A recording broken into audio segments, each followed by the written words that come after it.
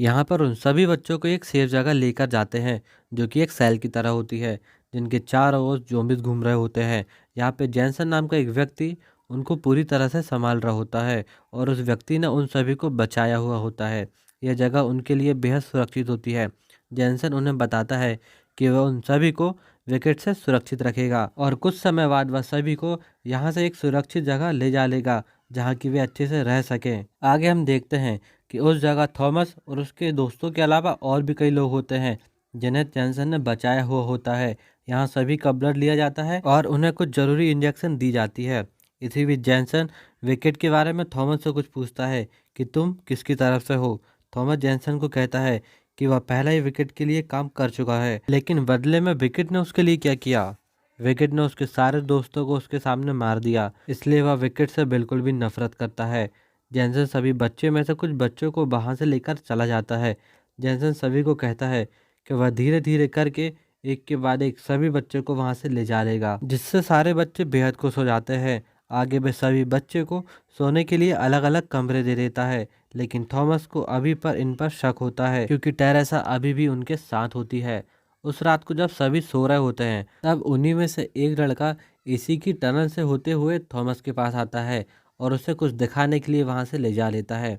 वह थॉमस को एक ऐसी जगह लेकर जाता है जहाँ वे हर रात को एक बच्चे को उस कमरे के अंदर ले जाते हैं, लेकिन वह बच्चा कभी बाहर नहीं आता है। तब वह लड़का थॉमस को बताता है कि मुझे नहीं लगता कि यह जगह सुरक्षित है और मैं तुम्हें सब कुछ इसलिए बता रहा हूँ क्योंकि बाकी लोग शायद मेरी बात न माने, लेकिन बाकी लोग तुम्हारी बात मान सकते हैं, क्योंकि यहाँ कुछ तो बेहद अजीब हो रहा है और शायद तुम भी कुछ ऐसा ही मानते हो। फिर वह लड़का अपना नाम एरिस बताता है और वे वापस अपने रूम में जाते हैं। फिर हम देखते हैं कि अगले दिन जैनसन फिर से कुछ लड़कों के नाम लेता है और उन्हें अपने साथ ले जा लेता है।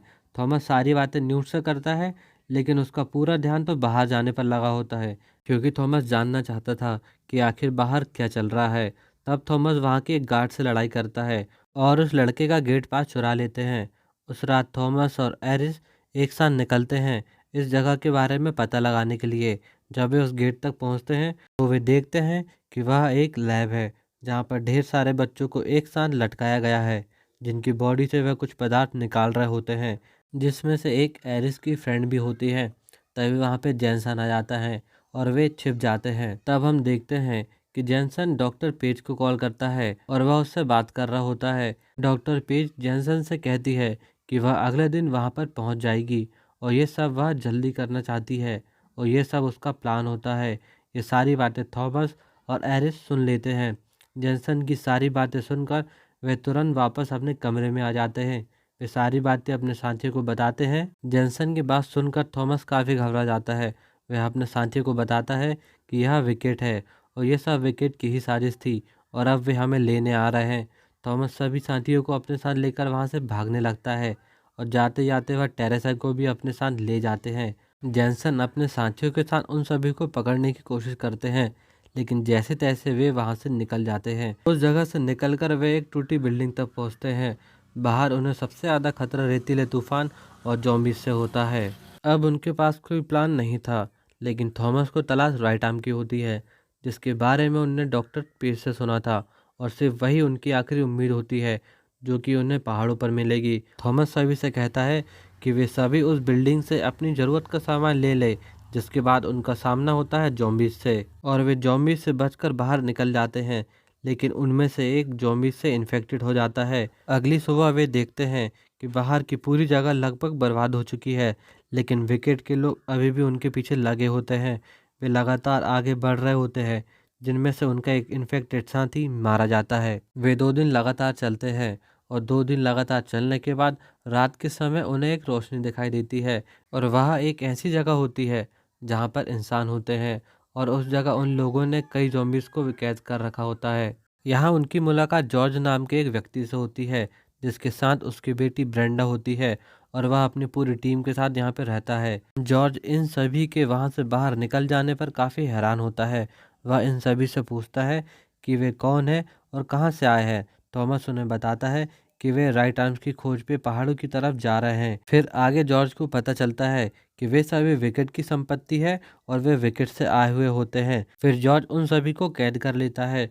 जॉर्ज के सभी साथी उन्हें विकेट को बेचने के लिए प्लान बना रहे होते हैं। लेकिन जॉर्ज तो कुछ और ही सोच रहा होता है, क्योंकि जॉर्ज को भी राइट आर्म की तलाश होती है और वे सभी बच्चे जॉर्ज को राइट आर्म तक ले जा सकते हैं। इसलिए वह उनके साथ वहाँ से जाने की फिराक में होता है। वह अपनी बेटी को भी साथ ले आता है और अपना सामान बांधकर बाकी सभी बच्चे के साथ वहाँ से भागने लगता है। लेकिन उसी समय जॉर्ज अपने लोगों के साथ वहाँ पे पहुँच जाता है। जॉर्ज कहता है कि वे सभी को राइट आर्म तक ले जाएगा। वे सभी वहाँ से निकलने लगते हैं। तभी जैनसन के कुछ लोग थॉमस पर हमला कर देते हैं, जिससे थॉमस और ब्रेंडा जॉर्ज से अलग हो जाते हैं। जॉर्ज जाते जाते पूरी बिल्डिंग को उड़ा देता है, लेकिन इस तरफ थॉमस और ब्रेंडा एक टनल पर पहुंच जाते हैं, जो कि एक पहेली की तरह होती है और वहां पर ढेर सारे जॉम्बिस होते हैं। देखते ही देखते वे सभी जॉम्बिस उन पर हमला कर देते हैं और उनके पीछे भागने लगते हैं। थॉमस और ब्रेंडा मुश्किल से वहां से निकल पाते हैं, लेकिन अभी भी कुछ जॉम्बिस उनके पीछे होते हैं, जिनमें से एक जॉम्बी ब्रेंडा को इन्फेक्टेड कर देता है, जिससे थॉमस मार देता है। फिर वे एक जगह पहुंचते हैं जहाँ के बहुत सारे लोग होते हैं और वे सभी ठीक होते हैं। यहाँ उन्हें एक आदमी मिलता है, जिससे ब्रेंडा मार्कस नाम के आदमी के बारे में पूछती है, क्योंकि वही राइट आर्म के बारे में जानता होता है। वह आदमी उनसे कहता है कि मार्कस तो मर चुका है। जिसके बाद वे पार्टी में सभी को ढूंढने लगते हैं, लेकिन उन्हें कोई मिलता नहीं है। जिसके बाद थॉमस अचानक बेहोश हो जाता है और जब थॉमस को होश आता है तब जॉर्ज और बाकी सभी लोग उसके सामने होते हैं। और जॉर्ज ने यहाँ पे मार्कस को पकड़ के रखा था और यह वही आदमी होता है जिसने थॉमस से कहा था कि मार्कस मर चुका है। जॉर्ज को मार्कस से राइट आर्म के बारे में जानना था। वह उससे पूछता है कि राइट आर्म कहाँ पे है, जिस पर जॉर्ज से थोड़ी बहुत मार खाने के बाद मार्कस सारी जानकारी जॉर्ज को दे देता है। जिसके बाद जॉर्ज मार्कस की कार लेकर उनकी खोज के लिए आगे बढ़ जाता है। आगे वे एक पहाड़ी के पास पहुंचते हैं, जहां की बहुत सारी गाड़ियां खड़ी होती है। वे सभी गाड़ियां बंद होती है और वहां पे जाम लगा होता है। तभी कुछ लोग उन पर फायरिंग कर देते हैं और उनमें से एक एरिस की फ्रेंड होती है, जिसकी हेल्प से वे उन्हें राइट आर्म तक लेकर जाती है, जिनका लीडर विंस नाम का आदमी होता है। तब वे विंस के पास पहुंचते हैं और विंस यहाँ पे डिसाइड करता है कि उनके साथ में कौन रहेगा और कौन नहीं। वे सभी विंस के सामने होते हैं।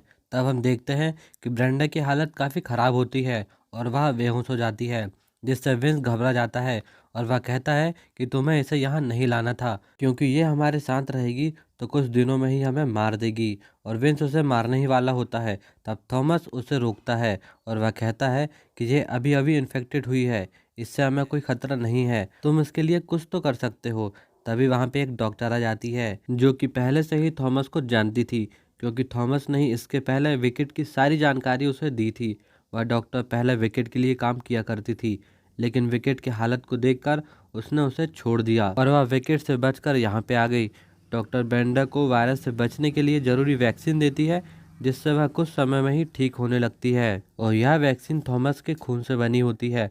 ब्रेंडा को कुछ समय बाद होश आ जाता है, लेकिन डॉक्टर का कहना होता है कि यह हमारे साथ जाने के लिए तैयार नहीं है। जॉर्ज थॉमस का धन्यवाद करता है और अब वे सभी काफ़ी खुश होते हैं, क्योंकि वे अगले दिन वहां से जाने वाले होते हैं, क्योंकि उन लोगों ने विकेट को काफ़ी पीछे छोड़ दिया था और अब वे विकेट से आज़ाद है। जिसके बाद हम टेरेसा को देखते हैं, जो कि सबसे अलग खड़ी होती है। तभी थॉमस उसके पास पहुंचता है, जब उसे पता चलता है कि टेरेसा ने विकेट को उनकी लोकेशन दे दी है, क्योंकि टेरेसा का मानना होता है कि सिर्फ विकेट ही सब कुछ ठीक कर सकता है। जिससे जेनसन अपने लोगों के साथ वहां पर हमला कर देता है। वे सभी विकेट से लड़ते हैं, लेकिन जेनसन सारी जगह को तबाह कर देता है।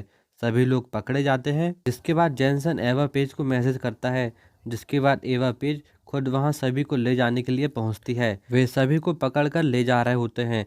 तभी जॉर्ज और ब्रेंडा उन पर हमला कर देती है, जिसके बाद थॉमस की हेल्प से वे अपने साथी को बचा लेता है। लेकिन मीनो लड़ाई के दौरान घायल हो जाता है, जिसके बाद वे उसे पकड़ लेते हैं। मीनो के पकड़ा जाने के बाद जेनसन काफी खुश होता है, क्योंकि जेनसन अच्छी तरीके से जानता था कि थॉमस उसे बचाने जरूर आएगा। इसलिए वह मीनो को अपने साथ लेकर चला जाता है। अगली सुबह विंस देखता है कि उसके आसपास सब कुछ तबाह हो चुका है और उसके आधे लोग मारे जा चुके हैं। वह कहता है कि हमें फिर से एक नई टीम बनानी होगी, जिसमें थॉमस कहता है कि वह मीनो के लिए फिर से विकेट वापस जाएगा, क्योंकि उसने मीनो से वादा किया था कि वह हमेशा उसका साथ निभाएगा। जिस पर सभी थॉमस का साथ देने के लिए तैयार हो जाते हैं और अब वे तैयार थे विकेट से एक आखिरी जंग के लिए।